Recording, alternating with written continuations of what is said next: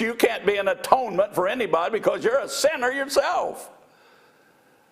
So we understand that what happened here, God would make the decision. And then in verse 34, he tells them, he says, now I've got a place I want you to lead these people from here, all right, and get away from the stench, get away from these terrible things. And he said, I will send an angel before you. I want you to know I'm not going with you, but you send an angel before you. And then God goes ahead and plagues the people. It's interesting to see what God does. Now let's go to chapter 33, okay? And chapter 33, this is one of my favorite chapters in the Bible. I think this is a great chapter. God tells Moses in verse 1, and the Lord said to Moses, depart and go out hence, thou and the people which thou hast brought up out of the land of Egypt, into the land which I swear unto Abraham, to Isaac, to Jacob, saying, unto thy seed will I give it, and I will send an angel before thee. I will drive out the Canaanite, Amorite, Hittite, Perizzite, Hivite, all the Ite brothers, and the Jebusite, into the land flowing with milk and honey. For I will not go up in the midst of thee, for thou art a stiff-necked people, lest I consume thee in the way. You know, sidelight, principle, some people, not everybody, wants the power of God without the presence of God. What's wrong with sending an angel? They still got what they wanted. Didn't they get what they wanted? God says, I'm going to send an angel. You're going to be victorious in the land. You're going to conquer all these people and all these different things, and this angel is going to drive these guys out, and I'm going to take you to the promised land of milk and honey and all the different things, of course, that go with it. People want to see God work. People want to see sometimes the power of God at the expense of the presence of God. I'm going to tell you, we need to make sure and understand that I'd rather have the presence of God and not just the power of God. What if they go to the promised land and God's presence is never there? What if they enjoy the milk and the honey, but the presence of God is never there? You think you're missing something? Man alive. You think about those different things, and we need to understand we want the presence of God in our life. I think if we have the presence of God, the power of God will follow, and God will then take us and make us what we are. So he says here, get ready to go on your journey to the promised land. In verse 2, I'll send an angel before you. You will have the same victories. You will have the same land, rich, flowing with milk and honey. But I'm not going with you, you stiff-necked people. Stiff-necked. What's that mean? Habitually rebellious, obstinate, cruel, grievous, hard-hearted. That's what these people were. I mean, just think, they had the first chance after just a few months out there, and they turn on Moses and turn on Aaron and turn on God especially, and have an idol made. Then he says, I'm not going with you, because if I do, I'll kill you. He said that right there. Just look at it, okay? Lest I consume thee in the way. He said, if I went with you, I'd kill all of you. God's still mad at him, okay? He said, if I didn't kill you over this, I know you guys are going to do something else, and I'd have to kill you over that. So I'm just not going. What about the presence of God? We see a whole nation here losing the presence of God. But we need to pray for our nation that we don't lose the presence of God. You know what I'm saying? We need to make sure that no matter what's going on tonight and tomorrow night and the rest of this week, that we understand that we have the presence of God in our life, and he controls all of the things, and if we'll let him, and we can live a victorious Christian life. So when the people heard this, it's amazing. Moses told the people exactly what happened. How you know that? Well, look at verse 4. Verse 4 says, and when the people heard these things, these evil tidings, Moses had to tell them that, they mourned, and no man did put on him his ornaments. So what do we see here? The people heard this, and finally it sunk into them what their sin had really cost them. This is a thing we men, especially, probably maybe more so than women, don't really count the cost of our sin until it's over with or it's too late, and then all of a sudden we're paying a great price. And man, we look back and we say, oh, wow, what have I done? What have I done?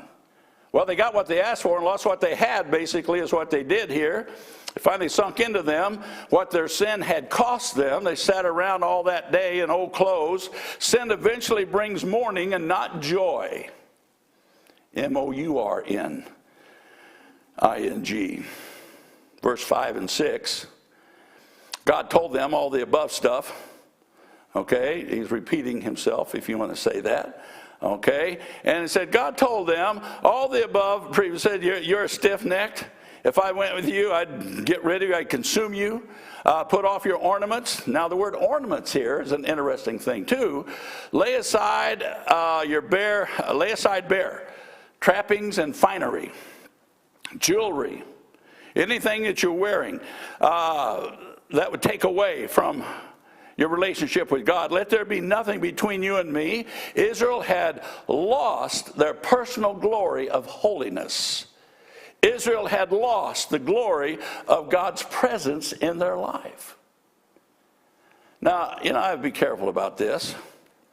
But when we live with the presence of God in our lives, there is a presence that goes with us. There's an assurance that we have, a confidence, knowing that we have the power of God, knowing that we have the presence of God with us and the places and the things and whatever we do. Well, what did Moses do here? Verse 7, Moses took the tabernacle, all right, and he pitched it without the camp, afar off from the camp, and called it the tabernacle of the congregation. And it came to pass that everyone which sought the Lord went out into the tabernacle of the congregation, which was without the camp. The word tabernacle here means tent. This is not the great big tabernacle, because if you go back into Exodus, you'll understand that one of the things that God gave Moses when he was up there for 40 days and 40 nights was all the dimensions of the tabernacle. And all the things, and all the priest clothing, and all the sacrifices, and all the vessels that had to be made, and all those different things. God gave him all those things, items, orders, whatever you want to call it, blueprints of the great tabernacle. But this is a tent. It wasn't the big one. It's called the tabernacle of the congregation. It was a temporary place, I believe, where Moses would go, where he could get alone with God and have some private time with God. Principal, where's your tabernacle? You have a tabernacle? You have a place where you can get alone with God? You have a place where you and God in fellowship? You have a place where you and God, and you can get the breath of God upon your life? You have the place where the presence of God comes upon you, and all these different things. So anyhow, he takes this tabernacle and he pitches it without the camp afar off. And now why did he do this? Well, since the presence of God was no longer in the camp, Moses set it up where the presence of God would visit him. Now, we understand that the Holy Spirit was alive back then, but he didn't use the Holy Spirit back then like he does today. But Moses wanted fellowship with God. So he takes his tent, and this is interesting what he does here, all right?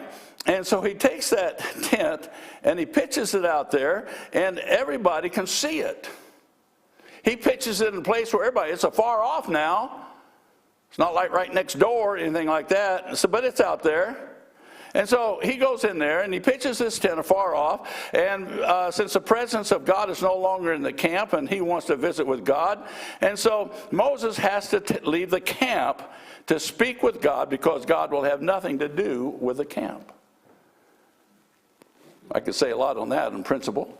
Our homes, churches, different stuff like that. But let's move on. The position of this tabernacle, you got to understand, you got, 2 or 3 million people living in tents, all right? And every one of them, some way, Moses put that thing so everybody could see it, afar off, but they saw it, okay? And it's interesting how he did this.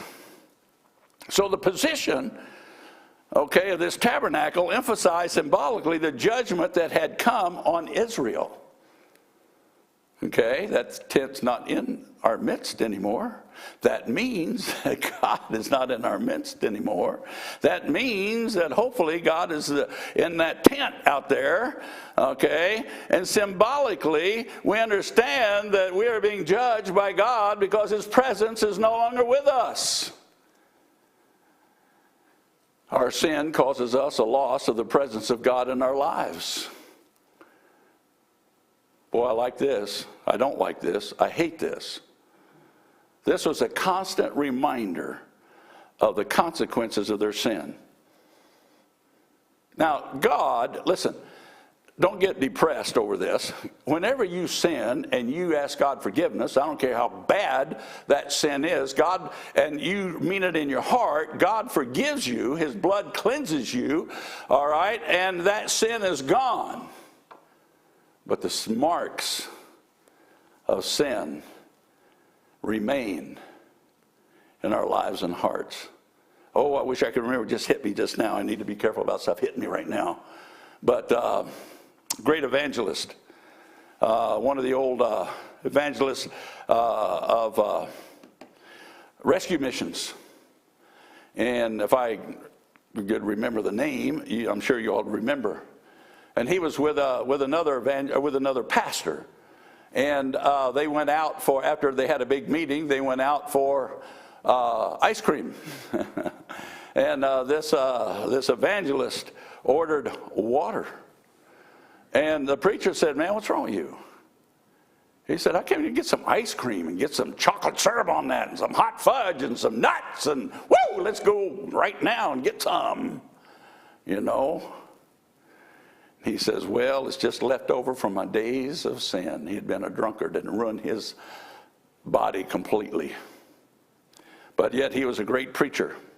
Something how that this was a constant reminder of the consequences of their sin. Everyone who sought the Lord could go out to the camp and meet with him, because it was a tabernacle of the congregation, but it was also a reminder of them losing the power of God. Now, I'll tell you what, you like a good emotional situation, look at verse 8. Now, this is what, that tent sitting out there, those people come to their tent door, they look out there, they're reminded of the presence of God is no longer with them, and all things that they did to cause God to get mad at them, and to cause God to leave his presence from them. Now, look at this, the drama. Okay, can you feel the emotion here? And it came to pass when Moses went out in tabernacle, all the people rose up. They said, "Hey, Moses is going to the tabernacle."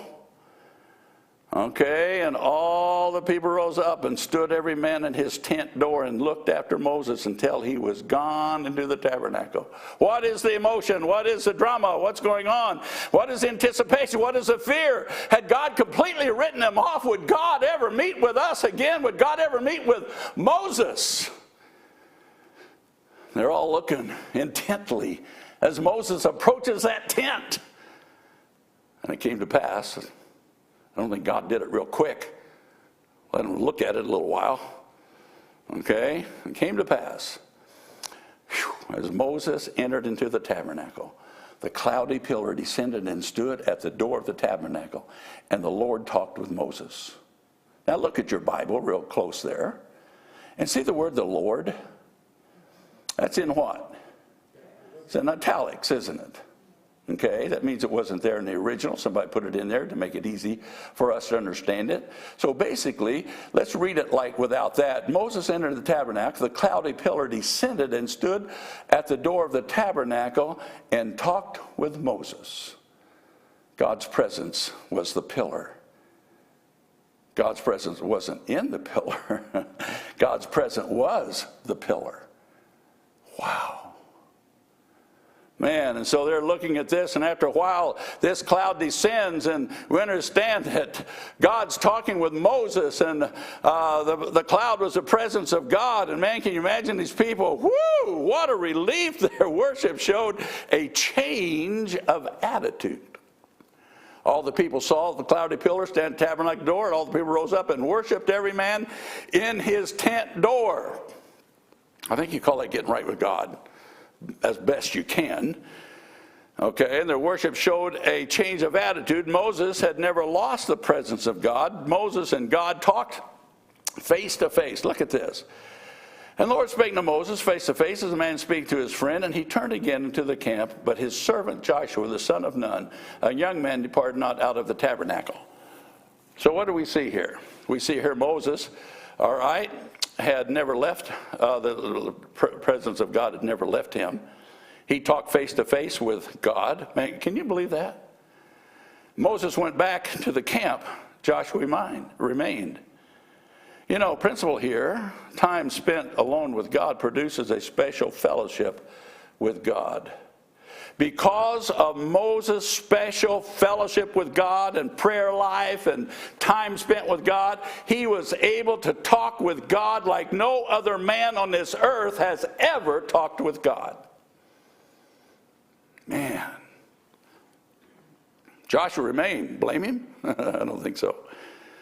And then we go to the end here in verse 12. And Moses said unto the Lord, thou sayest unto me. Now Moses is talking. He's talking to God here. He says, you told me to bring up these people. And you have not let me know who you're going to send. You said you're not going. You said an angel's going to go, but you haven't let me know who's going. And he said, yet thou hast said, I know thee by name. You've told me you know my name. And you said that I found grace in your sight.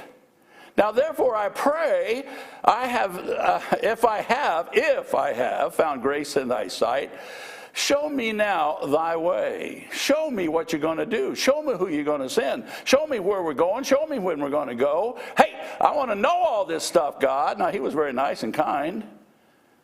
Show me thy way that I may know thee. Boy, there's the power right there. I want to know you, God, that I may find grace in thy sight and consider that this nation is thy people. Man, I want grace in your sight. The word grace from verse 12 through 17 mentioned 5 times. Can you believe that? The word grace is mentioned 5 times in verses 12 through 17. The word gracious is found once. The word mercy is found twice in these verses. So what do we see here? God had all he could take. Couldn't stand no more. Okay, look at verse 14. I love it. My presence shall go with thee, and I will give you rest.